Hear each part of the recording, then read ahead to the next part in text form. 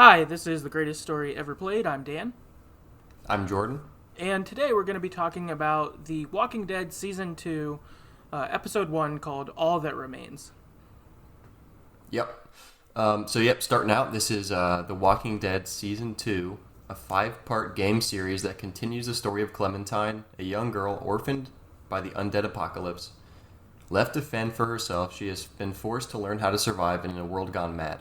Many months have passed since the events seen in Season 1 of The Walking Dead, and Clementine is searching for safety, but what can an ordinary child do to stay alive when the living can be just as bad and sometimes worse than the dead? As Clementine, you will be tested by situations and dilemmas that will test your morals and your instinct for survival. Awesome. And just general production background on the game, this is developed by Telltale Games, who are known mostly, I would say, for the Walking Dead series, for sure. Also, they did The Wolf Among Us, Batman games. They all really have that Telltale formula that this game has, which is fun, for sure. Also, I guess, as a side note, too, we have done podcast episodes on Season 1 of The Walking Dead and also Season 4 of The Walking Dead. Because we played Season 4 as it released, because we'd previously played the other 3 seasons before the podcast ever started. So, with that in mind, we won't spoil forward at all with Season 2 as we do these episodes. We'll, of course, we can refer to things backwards, so Season 1 we might refer to at times, but we won't spoil forward. So, if somehow you've come across this and haven't played all of them, don't worry, we're not going to spoil forward. Yep, we'll definitely spoil the current episode, but... Yes. Nothing besides that. Yeah, current episode and anything before in canon is fair game, I guess. But yeah. Just wanted to kind of put that out there, depending on who you are. So, I guess with that, we'll just get into the recap of the episode. So it starts off, and we've got Omid, Krista, who's pregnant, and then Clementine, and they're walking around talking about baby names. So, obviously, a little bit of time has passed since leaving Lee in Atlanta, since Krista was, I think, maybe newly pregnant, or just found out she was in that episode 5, if I'm remembering right. But now she's, pretty pregnant at this point. Yeah, she definitely looks pregnant. Yeah, I would imagine she's fairly far along. And so they're talking about baby names. I would say kind of fun family banter as they're walking around. Seems pretty good. They find a rest stop and are like, hey, let's stop here, search for supplies, try to kind of clean up before we try to find a place to settle down for the night. At the rest stop, Clementine goes into the girls' room, and I think Omid and Krista go into the guys' room, men's room. And while Clementine's in there, she checks to make sure the coast is clear. No walkers, all's good. And she gets ready to wash her face, but then she drops, I think her water bottle, and it goes under one of the stalls, so she goes to get it. While she's in that stall, she hears a door open, and so she climbs on top of the toilet seat to hide, to kind of see who this person is. It's a stranger who is stealing Clementine's stuff. And the stranger realizes that Clementine's there and orders her out of the stall and is trying to rob her. It's like, give me your hat. Why don't you have anything? You're a little kid. How are you alive? She's kind of sucks. Yeah, pretty messed up situation for sure. Yeah. Especially with the hat. That's Clementine's signature item. Right. Yeah, come on. You can't steal the hat. Also, why would you? This is a kid. Yeah. I don't know. I could understand stealing, guns or food even, but, something like that, it seems like it's just being mean to be mean. It's not even, gonna help you that much. Yeah, it wouldn't help at all. Right. So, while this is going on, though, Omid sneaks in. He comes into the bathroom and sees what's going on, and he tries to sneak up on the woman. However, as he's sneaking, the door shuts behind him. She turns around and instinctively shoots Omid in the chest. Kill shot, looks like it's through the heart. He, has that kind of moment of realization on his face, oh, I'm dead. It's we're 5 minutes into the game and Omid's gone. Yeah, pretty sad. Yeah, huge bummer. Krista comes in when she hears the shot. She sees what happened, and the woman's like, "Oh, I didn't mean to," and Krista just blasts her. I would have too. Yeah. Oh, yeah. To be totally real. Yep, I would have killed her on sight. For sure. You don't really get takebacks in a situation like that. Like, maybe with the robbery we could have worked stuff out, but not at this point. Too late. Krista kills the woman, and then we get a fast forward, and it's 16 months later. It says Clementine and Krista are in the rain, struggling to build a fire. Krista's clearly not pregnant, and there's not a baby, so inferred sadness for sure. Mm-hmm. And it's a bad scene. You can tell that, like, it's been a pretty harsh 16 months. Krista seems fairly bitter, and like, not at Clementine, but just at life, which is understandable, but obviously a rough go at this point. And Clementine, you can tell that she's like grown up since the first game, but she's still a kid, so she doesn't really. She's like sort of capable, I guess. Mm-hmm. Because she was 7 in the first game, so now she's maybe 9. Yeah, I feel like that's probably about right.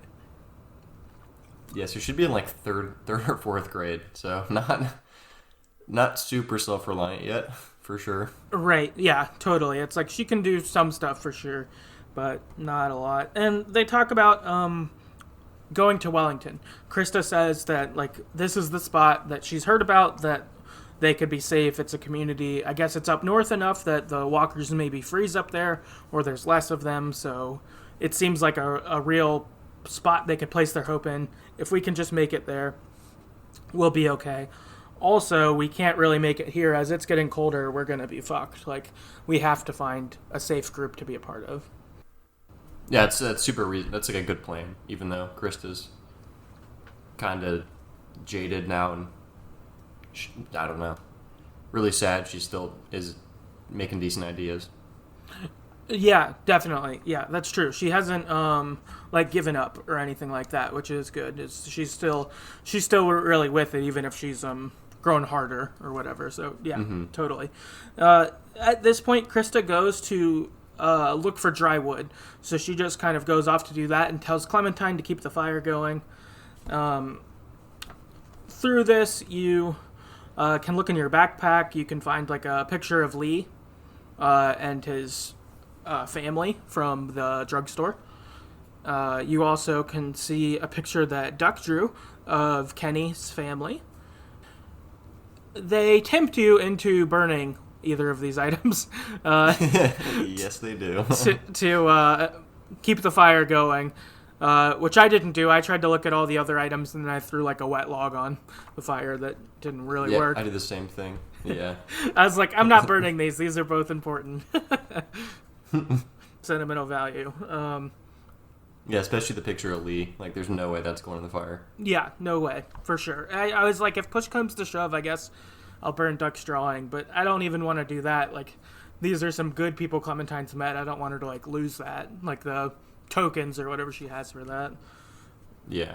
So, from here, you're not too successful with the fire, but you hear some noise in the distance, and so you go check, and Krista is getting held up by some bandits. And this is your first decision. You can either try to save Krista by, like, throwing something at them, like trying to make a distraction so Krista has a chance to run away, or you can just slink off and slip out while they have Krista to try to make your escape. So what did you do? I stopped to try to save Krista. It seemed like really fucked up just to leave, because Krista's been there with us basically since day one. She's taken care of us. She's already gone through a lot. Like, it just didn't even really cross my mind that you would not try to help her. Yeah, I was in the same boat. I was like, of course I need to try to save her. Like, she's my person at this point, so tried to save her as well. And it looks like we chose the more common choice. 59% of people did this, whereas 41% of people didn't try to save her. I'm surprised it's that close. Like I would have expected most people to try to help her. Right. Like maybe even like 80-20. Yeah, I am a little surprised that people. Yeah, it was that way. That is interesting. On Twitter, Callum said, "I tried to save her," so same boat as us.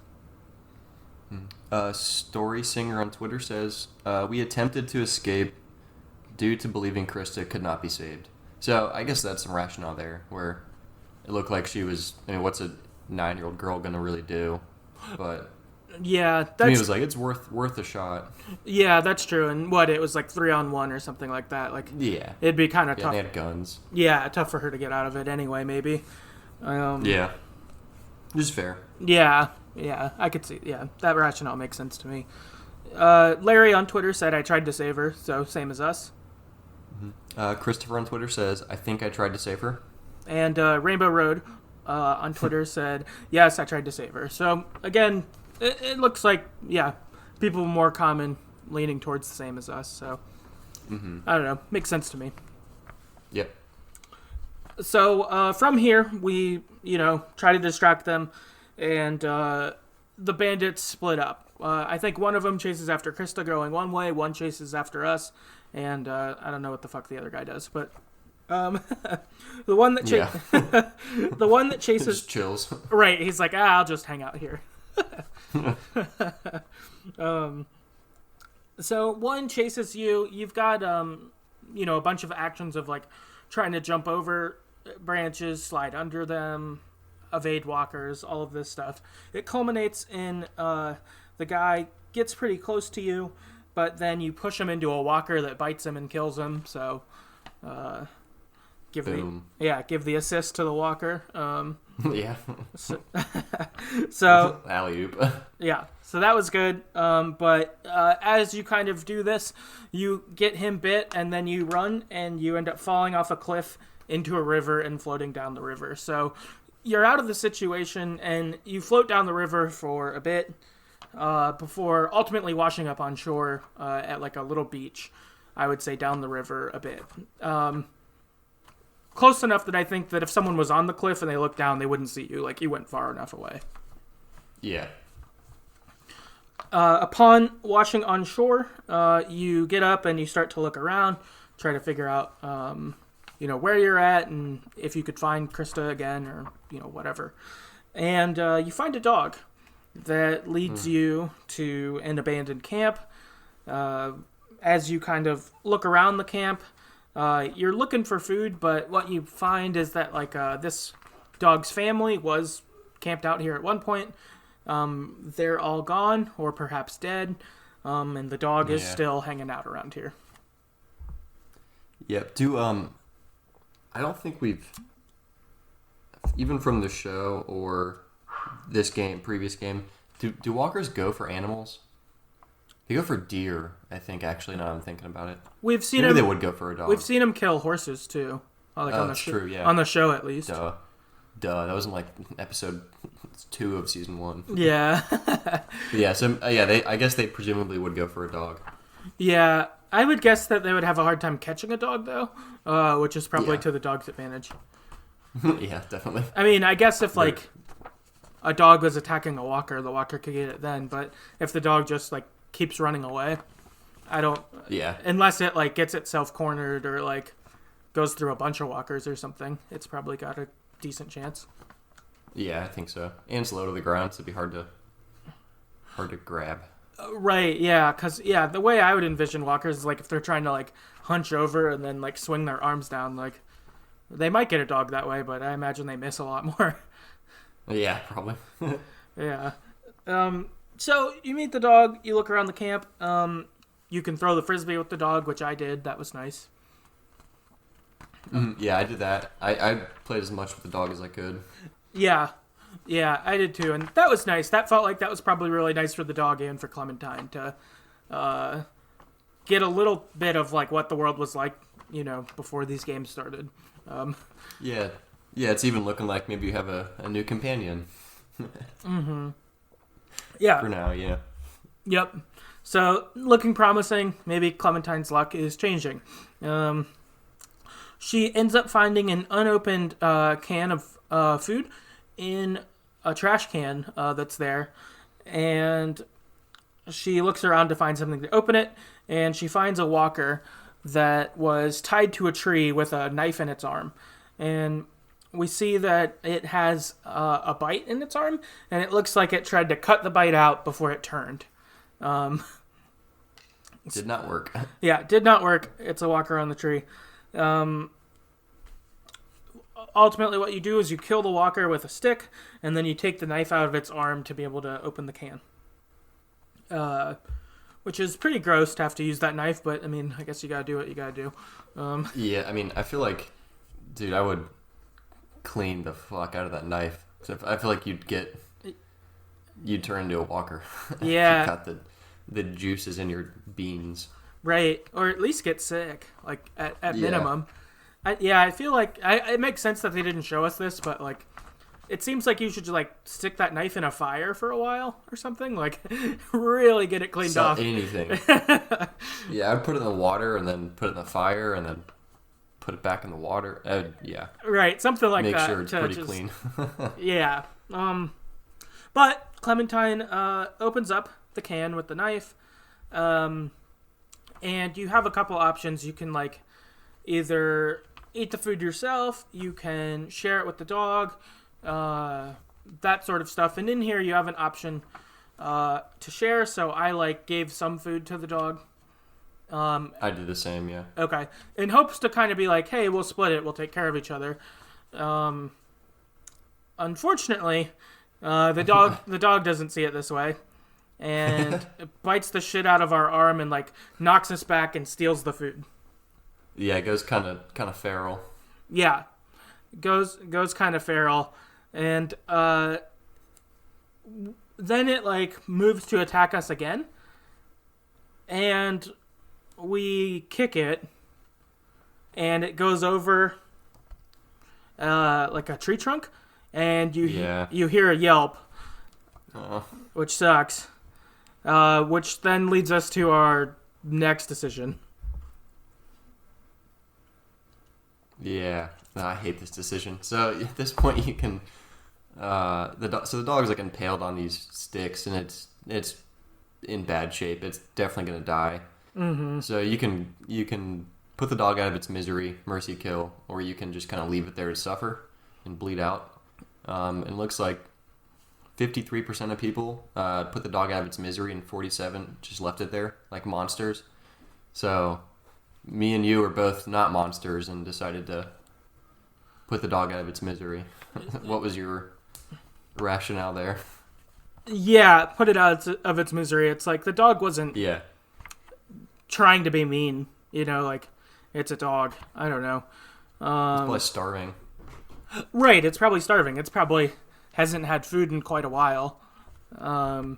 And so, just the prospect of getting food, I could see how it could go crazy for that. And yeah, it's like it doesn't need to, I don't know, suffer or anything.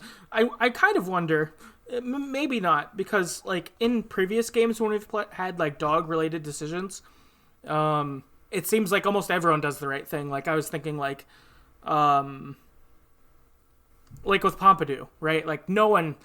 Almost no one throws the stick in the street so that Pompidou gets hit by a car. No one does that, or any of these. Yeah. So I kind of wonder if people maybe for some reason thought that the dog wouldn't die if you didn't kill it. Which, I mean, seeing it, it's got I don't know, 2 pieces of rebar through it, yeah.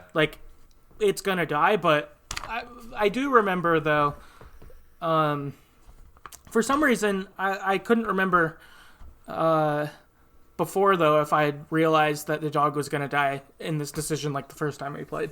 I can't remember what I thought. I think this was. I remember Yeah, we played this. I'm a huge fan of dogs. I love dogs. So I was the one playing this part because we used to trade off and on. Right. So I got fucked and I had to play this. And I think I remember thinking I was kind of pissed at the dog because it bit me. Right. And I just wanted to be friends with it. But at the same time, now it's suffering and for sure going to die. And there's no way. Right. So I remember thinking it's going to die. It's better just to finish it quickly, even though that was traumatizing. Yeah. It seemed like the least bad thing to do. Yeah, me too. I feel the same way. It's like, it's over. It doesn't, like, deserve this. Yeah. So I wonder if some people were kind of like, no, fuck you, dog. I was trying to help you and you attacked me. I felt like that, but... Yeah, and maybe that's what it actually mostly is. Like, for sure, that's totally possible. Alyssa on Twitter said yes, so she also put the dog down like us. Pogo on Twitter said yep, so not a bad person. Justin on Twitter said yes as well. And then Harley on Twitter says, yeah, I did. Funny though, I played this not soon after a similar incident happened to me in real life. Didn't cry about it, but man, hell of a coincidence. That's sad. Yeah, that's horrible. I'm sorry. Man, that sucks. I'm sorry that you were in a situation like that for real, Harley. That's horrible. Yeah, I don't know what I would have done. I might have just put myself down at that point. Yeah. Been done with life. Yeah, ugh. That's rough. But seems like a lot of people had the same kind of view as us, so that's probably good. After this, you end up walking away from where the dog is, this camp, and you get attacked by a walker. But two guys, who we find out names are Pete and Luke, come and save you. I would say Pete's kind of like your 40s, 50-year-olds, like dad type age, and Luke's probably like early college age. Yeah, they're both pretty cool. Yeah, both cool guys. They're really kind to you, pretty welcoming. Then they notice your bite mark from the dog, and they think you got bit by a walker. Which is pretty reasonable. I feel like in this situation, anytime you'd see someone with any bite mark, you'd be like, "Nah, that's a zombie bite. Sorry." Like, what are the chances you'd find a random dog and get bit by it? You know? Right? No, yeah, totally true. It makes sense that they think that, and despite the dog incident being awful, it does make sense as a like dilemma for this moment. It's a pretty good idea. Yeah. I would say, for like a writing thing, but but you're like, no, it's a dog, and they're kind of like, I don't know, and then you pass out. You wake up then in front of a house, and a group of people are arguing. Some of them are saying, she's just a girl, she said it's a dog, let her in. Other people are like, it was a walker, she's gonna turn. You know what happens when people who are bit come, they turn, and then they attack you. And, like, we can't have that happen again, because evidently someone in their group had that happen to them where they got bit by someone who was previously bit, kind of thing. So, so they ultimately decide that, okay, well, Clementine, we're going to put you in the shed, and in the morning, if you're not a walker, then we'll treat you. But we don't want to waste supplies on you in case you turn into a walker. I mean, that actually kind of makes sense, I guess. But, I mean, how long does it take to turn into a walker? Right. Yeah, that'd be kind of my thing, is that it seems like she would, like... It seems like you turn fairly quick, like you start, like, getting, like, the fever and stuff. Yeah. And she it seems like you just sit in the shed with her with a gun to her head, be like, all right. Or even just sit there and be like, if you die, then... we know you got bit by a walker, then we're just going to shoot you. Right. Even to give it like an hour or two seems sufficient to me. Yeah, that's what I would think too. It seems like they're being maybe a little overly cautious. Yeah. So Clementine though knows that she's got to act fast because her bite could get infected, and then even though wasn't bit by a walker, she could die anyway because if she gets an infection, medicine's in short supply around at this point, so she could be done for because of that. Yep. So she sneaks out of the shed, because part of the shed has like a part that's just like boarded over where there's a hole. So she breaks out of the hole. She ends up sneaking into the house, and inside the house she gets supplies. I think there's 3 like pieces of supplies you need to find in the house.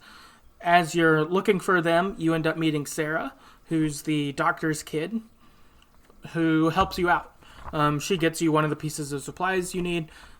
She also met you for a brief second with the group. She like came out and was like, "Oh, what's the group doing?" And her dad, who's the doctor, was like, "Go back inside. You can't be around this." So she's a little girl, but not as young as Clementine. Like if Clementine's like 9 or 10, this girl's maybe like 13 or 14, I would think. Like, yeah, and she's definitely more sheltered. Like you get the sense that she's not really aware of what. I mean, she knows that shit's going crazy, but she's not been experienced. She hasn't experienced it necessarily the way Clementine has. Yeah, not at all. It seems like she hasn't had to deal too much with being in the apocalypse. It seems, like you said, pretty sheltered. Yeah. And so you like bond with her. You're nice to her, and you like, I promise to be her friend. Like, oh, we're friends. Pinky swear, kind of thing. Which I don't know. That seemed nice for Sarah, but also even for Clementine. If like, oh man, could she be in a group and be a kid again? That would be kind of nice. Yeah, especially with another kid too. Right. Yeah, she hasn't really had that for quite a while. Instead, it's mostly been shitty. Yep. Very shitty. Yeah. So you make it back to the shed and you stitch yourself up. This was really gross. I hated this. I think that last time when we played this, I had to do this scene, and I don't like. Yes, you did. And I don't like needles and arms and stuff, so I thought it was fucking gross. So last time when we played, we both got things we really don't like. Yeah, I was gonna say if we would have swapped, it would have been better. Because I mean, this is still gross. Don't get me wrong, but it doesn't like mess me up totally. Like I didn't like watching it, but it's like, Yeah. rather do this than shoot it and stab a dog or whatever. Right. No, totally. Yeah. Not great. It's gross. I remember back then thinking I was really impressed for how gross it was for being like a Telltale game, and I still feel that way. It's still really fucking gross for being like a a comic book looking game from like 2013 or something like. It's gross. I hate it. Yeah, it's pretty gross. I mean, needles and skin are not. They're not fun. Yeah. So you sew up your own arm, like toughest little girl in the world. And right after you finish doing that, a walker breaks in through the hole and tries to kill you, but you kill it. As you're killing it, the group comes in to check on you, and they're like, "Oh my gosh, this little girl killed it! Like, who is this little girl?" Like, hell yeah, I did. Right. I stitched my arm up too. Right. And so at first they're a little mad that you stole the supplies, and you're like, you gave me no choice. Like, I didn't want to get sick get an infection. But see, also you get to say still not bitten, which was awesome. Yeah. I really like that. Give a little sass back at him. Yeah. Yeah. Love that. So then they bring you inside, and they're like, okay, obviously you're not a walker. And while you're inside, you talk to Luke about your plans. He's like, you could stay here if you want. You mention your friend Krista's missing. Stuff like that. And while you're talking, Nick shows up to apologize. And Nick is one of the guys in the group who was really adamant about you not joining the group. Enough so that he pointed a gun at you at one point. And it's a little extreme. Yeah, totally extreme. Bit of a dick. For sure. But he comes and apologizes and is like, hey, I'm sorry to act that way. Like, I'm a bit of a hothead, but the reason is back before my mom was the person who got bit by someone we let in who was bit, and we thought they wouldn't turn. So, I'm sensitive about this, basically. And So we can choose to accept or reject the apology. I chose to accept it along with 51% of people, but 49% of people said no. Yeah, I totally understood. I think, especially when he explains it, like, okay, yeah, that makes sense. You're literally traumatized. You don't want the same thing to happen again. Maybe you're very extreme and wanted to shoot me in the face, but, like, I don't know. It seems better if we're going to join this group to try to start on a good foot and then from there make a judge of character. Yeah. That was kind of my thinking. Yeah, like, maybe Nick is still shitty, but we'll find that out later. Yeah. No, I feel similar there. It was like, I don't know. You were extreme, but I do get it. Like, that circumstance, it makes sense. And really, like, I don't know. Trust in new people, that's kind of tough, whoever you are, I feel like. Yeah, very true. Especially with a bite mark. Right. Yeah. From a dog. Like, again, it's a little far-fetched. Right. So it's like, I get why you feel that way. Yeah. Pogo on Twitter said, yes, I did. So, same as us. Mm-hmm. Chris on Twitter says, I did. And then Alyssa on Twitter said, yeah, I did. While the character was easy to dislike, playing Clementine as recognizing his mistake and trying to help him grow instead of rejecting him seemed much more appealing to me. Yeah, I think that's a great summary of what we were saying, too. It's like, yeah, that's spot on. Mm-hmm. Clementine can kind of trust that he could get better. And I guess, too, even that he chose to apologize, like, he didn't necessarily have to do it, and so that maybe shows even something positive in him. Mm-hmm. Yeah, definitely. He seemed pretty humble, too. Yeah. Mm-hmm. So, from here, we wake up the next morning, and we go with Pete and Nick to check the fish traps down by the river. So, they've set up a bunch and hoping to, bring some food back, and for us, too, I think we're kind of like, okay, we want to be helpful, we want to be part of the group and show that, like, we did steal that stuff, but that's not, like, who we are. That was situational kind of thing, and that we want to be, like, a helpful member in their group if they want to keep us kind of thing. Yeah. So we do that, and we head down to the beach, and we find a massacre. There's a bunch of dead people all around. It looks like maybe two groups happened to see each other there and got in a firefight and they all died.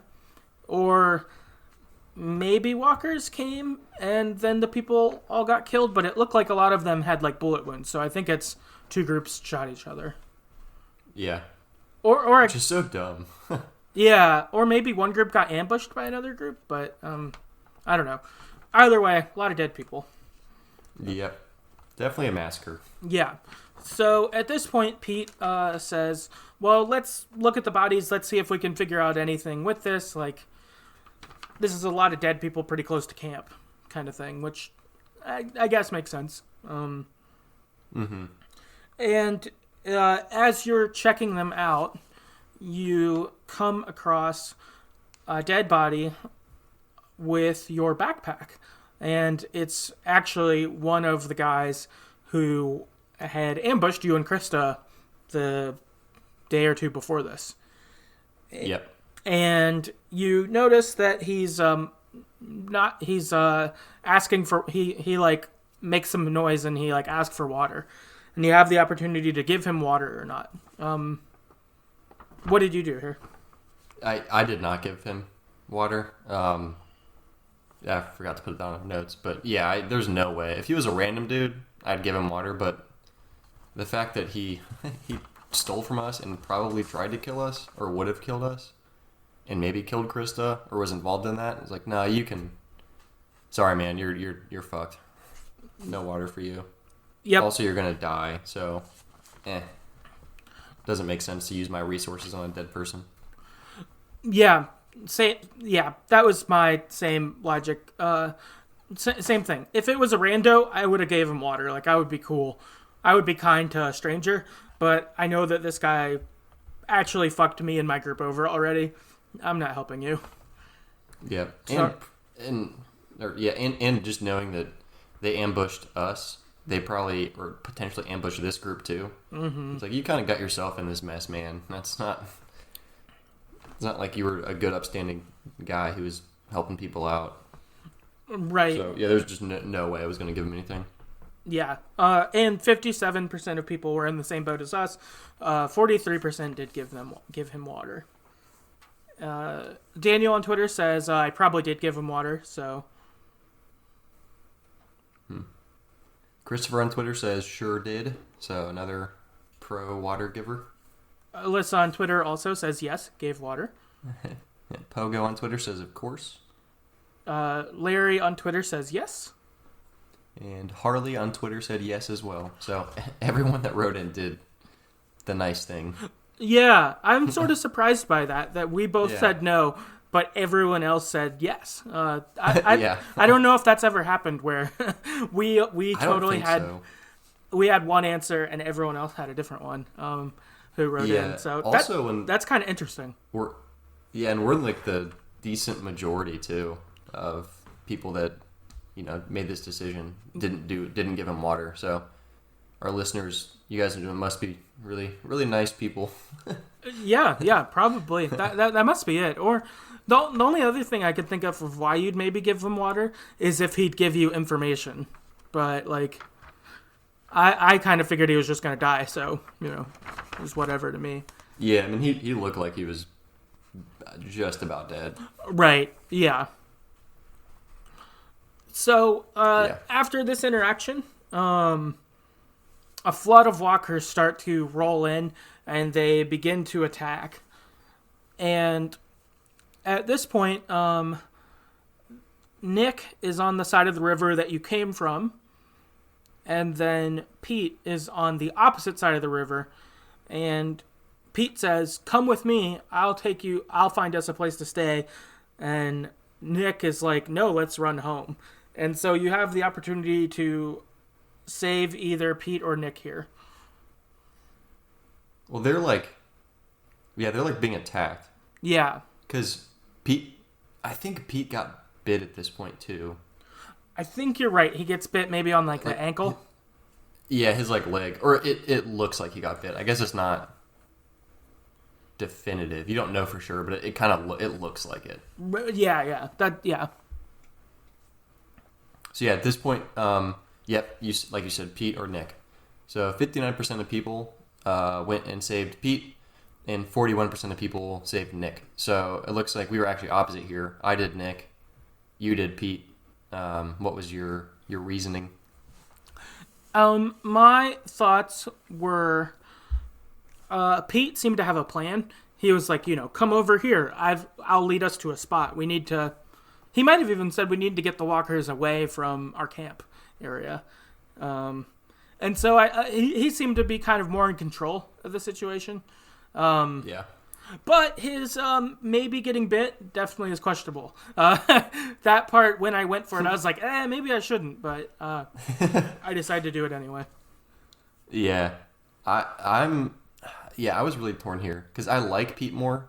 Like, as a person, I think Pete's really good. And you're right, he had a plan. Just even the idea of him trying to get walkers away from the camp is like, all right, I can support that. But the fact that he was bit, it's like, it doesn't make sense to me to even... I mean, it sucks, but to save someone who's been bit, because they're gonna die anyway. Or maybe... Or maybe, best case scenario, we cut his leg off. But that hasn't worked in the past. Right. In this episode, we saw it didn't work because the dead dude was on the tree. I assume he either died from his bite or blood loss. And then I think in our game, I think I tried to cut Lee's arm off. Oh, okay. I didn't. I forget. Yeah. I don't remember if I did or not, but I know it was an option, and I know the result's the same. So, yeah, to me it was like, So best case scenario, we cut his leg off, and he's probably doesn't work or he dies anyway. So I'm going to go with Nick. Yeah, that makes sense. I think that is a good reasoning, because, if he's going to die anyway, what's the use, essentially? Yeah. And just saving Nick. Again, like Pete's. I like Pete way more. He seems maybe more valuable objectively, but Nick's not bit, so that puts him over the edge by a lot. Right. Long margin, whatever. Yeah. Big margin. So yeah, I was like, I gotta go with Nick. Yeah, that makes sense. I get that. Yeah. Also, did we say the percentages? I forget. Yeah, Pete was 59% and Nick was 41%. Okay. Yeah. So, yeah, a little more upside towards what I did, but your logic makes a lot of sense to me. What happens if you save Pete? If you save... Oh, yeah, this is a good question. So if you save Pete, Pete and Clementine run away towards wherever Pete's spot is, and Nick runs away towards the camp. Gotcha. Okay. Yeah, if when you save Nick, Pete just gets eaten. Okay, so you just see Pete go down. It sucks. Yeah. Yeah, it made me kind of regret it, but again, I think he was going anyway. But I guess interested to see what happens with Nick in your playthrough. If he ends up surviving. Yeah. Yeah, I guess it seems probable that Pete got bit anyway on my end, so I assume he'll just die later, but, interesting go, for sure. Yeah. So, Bruce on Twitter wrote in and said Nick, so same thing as you. Nice. Larry on Twitter said Pete because I wasn't a fan of Nick at first, which makes sense. I think that was I was pulled towards Pete for personal reasons, I guess. I don't know. Yeah, that makes sense. And then Alyssa says Pete, but more as a reflex, as Clementine felt closer to him, I think. Yeah. Which I think makes sense, too. If just that, like, in the moment, what do I do? And it's like, Pete. That makes sense to me. Gut reaction, yeah. Yeah, totally. And so that wraps up, actually, the episode itself. So... from here, we'll move into a couple general thoughts just on the episode at large. So I guess my first thought is I thought this was a pretty good opener to Season 2. It was pretty shocking to see Krista and Omid gone immediately. Like, yeah. I think starting this game, it was like, okay, cool. We've got what's left of our Atlanta crew together still. So we'll make it together. And then they're gone and Clementine's on her own, 20 minutes in or something. And you're like, shit, okay. Yeah, this fucking sucks. Yeah, and, like, I'm going to have to, figure out how to do this on my own. Yeah, as a little girl. That'd be terrifying. Mm-hmm. There was a lot of... I feel like this episode it feels shorter or, like, less... It's kind of weird. So it feels like there's less things. Like, a lot of it's talking, a lot of it's gathering supplies and kind of doing stuff that was unpleasant. But there's, like, really big things that happen, like Kristen Omi dying, the dog, stitching herself up, having to choose between Pete or Nick. There's, like, really big things that happen. And it feels, like, really packed in, which is nice. I think, this is a really crazy opener. Yeah. I totally agree. Yeah, and I was not expecting... Krista and Omi to die. I thought one of them would at least be in the game for a while. Mm-hmm. Yeah, I guess this brings up I remember playing this, and I remember the dog, and I hate this part so much because I just love dogs. So it was really hard to relive this again because just a big dog lover. But I think this is my least favorite part. Well, besides Lee dying. In any of the Walking Dead games is this part with the dog. Yeah. I think it goes Lee and then goes dog. Yeah. For me. Yeah, I really didn't like that either. It sucks. It was I think for me too, because when we played it the first time, I must have blocked some of it out. And so this time it felt more fresh and I was like, is there a way I don't have to do this? I was like, part of me was like, maybe we didn't play with the dog last time. And so I was like, I'm going to play with it, so I was like, maybe, and then I was like, I know it bites me, but I was like, do I have to kill it or not? Like that kind of thing. And so I was not blindsided, but a little blindsided. And I was like, fuck, this sucks. I hate this. Yeah.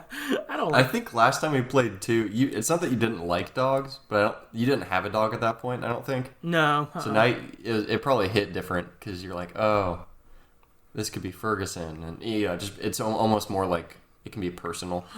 Oh yeah, I think that totally impacted it before too. It's like I was Yeah. like dogs are fine before, but now I have a dog that I like a lot, and so I think that Yeah. kind of upped it too. Of like, oh, that's horrible, and that transference of like now I like all dogs more because I have my dog that I like. Like it's Yeah. upped them everywhere. Where it's like, oh, I would be nice to all dogs, kind of thing now. Yeah, not just indifferent. Yeah, right. Whereas I'd maybe be more neutral-ish or like maybe slight positive back then. Now I would be slight, I'd be positive towards all kind of thing.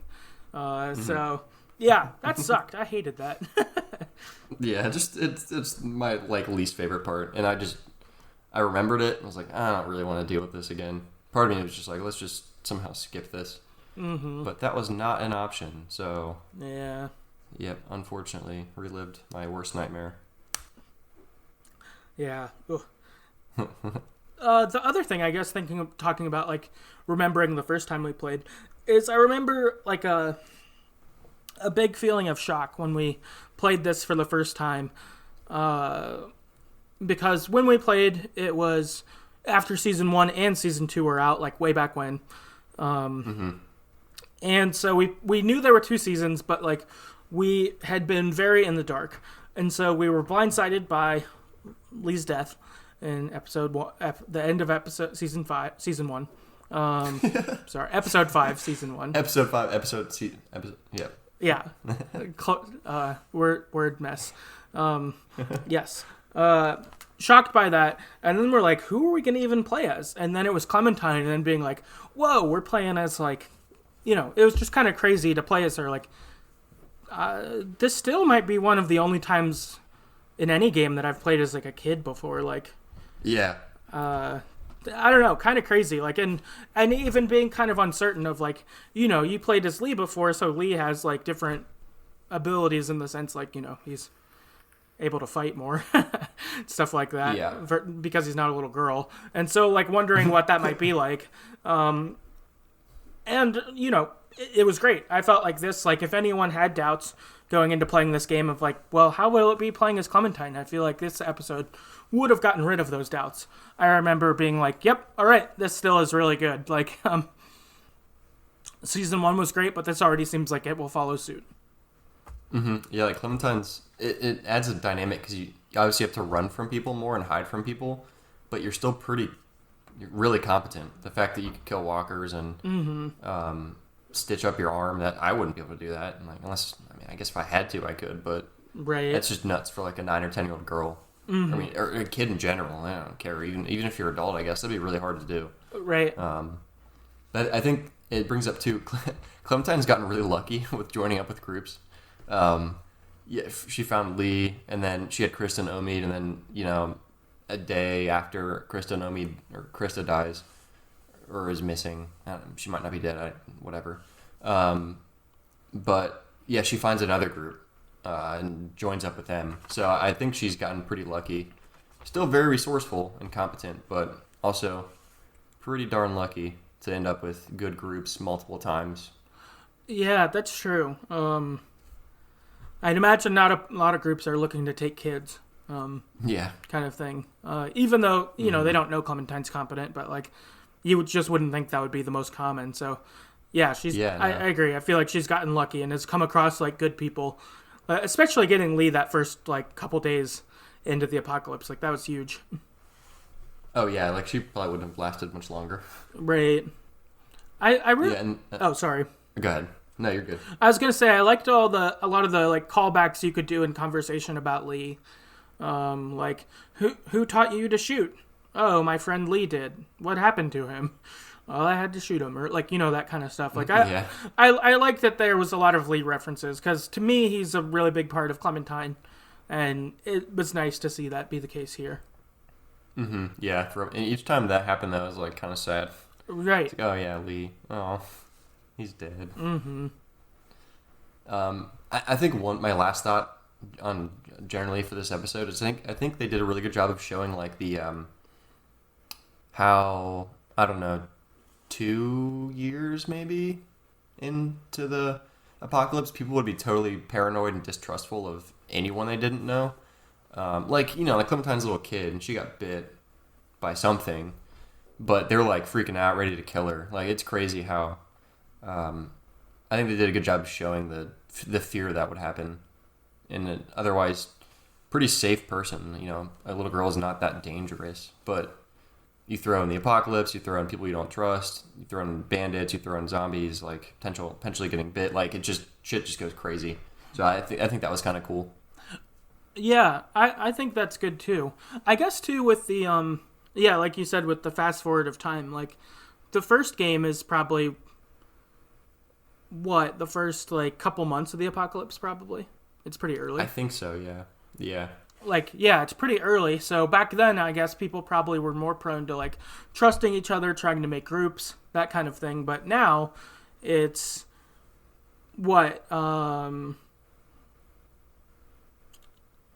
so you got the 16 months between the start of the game and now. Yeah. But then also however long before the game, or the very beginning of the game with Krista and Omid to season 1. Yeah. So maybe like 20 months? Yeah, or maybe even close to 2 years, because Krista was newly pregnant, and then she was definitely pregnant. Right. So what is that? Maybe 7 months. Yeah. I guess it could be anywhere like 5 to 9, or 5 to 8. I don't know. So yeah, it's hard to say, but yeah, maybe like 20 months even. So that's 24. I could see 2 years at the most. Yeah. So that's like a long time of like you said, people like I imagine at 2 years into the apocalypse, you're not probably looking to have anyone join your group anymore, and like even if you do let them in, I bet you kind of watch them still for a while after you let them in. Yeah. Like you're probably still at least like low-key suspicious. Mm-hmm. Oh yeah, definitely. I mean, I guess you have to be. So it makes sense psychologically, but it's just kind of crazy that you see it play out here. It's just kind of crazy that they would lock a little girl in a shed and see, if she's a zombie, and then, she got bit, and she's not, maybe she won't be dead from her bite. Like, it's just kind of crazy. It's like, bro, just give her a couple hours. She's like 9. Mm-hmm. Yeah. Sweet. Yeah, that's all I got. Awesome. Yeah, I guess that really wraps episode 1 for us. One announcement we had is our next episode is episode 100. Woo! Yeah. A lot of episodes. Yeah, triple digits. Made it there. Uh-huh. And so for that, we decided to do something special. We're going to do an Ask Us Anything. I've made a couple posts on Twitter about it. I'll make more after this episode is posted. So, yeah, if you have any questions about anything, video games, movies, music, anything else, whatever, like, send them our way. And we'll just go through them and answer them and, make an episode out of it. And hopefully it's a fun time. Yeah, we're excited about the questions you guys are going to ask. Ask us really anything. Yeah, totally. Yeah, I'm excited for that. There's already been a slew of questions that have come in, and I've liked the ones we've got. It's already fun, and I'm looking to see what else people send in. So, that'll be next time, our next episode. But, I guess in the meantime, if you've got any thoughts on Walking Dead or any other stuff, you can get in contact with us a couple ways. You can go to our Twitter @StoryEverPod. That's where a lot of communication goes out, so that's a good follow for sure. Our website's TheGreatestStoryEverPlayed.com. Our back catalog of episodes are there, including our ones on The Walking Dead seasons that we've already done. If you'd like to rate and review the podcast, that would be super helpful. Just, getting it in front of more people. You could do that on like Podchaser or Apple Podcast. That'd be really cool if you'd like to do that. And lastly, if you'd like to financially support the podcast, you can do that at patreon.com/TheGreatestStoryEverPlayed. And by donating as little as $1 per month, that will give you access to bonus episodes that we do that are topical in nature. So we rank the Life is Strange episodes. We talked about our favorite Pokemon, our favorite games from childhood, stuff like that. So if that interests you, definitely go check that out. And yeah, I guess that's the episode, and we'll see you at episode 100. See ya.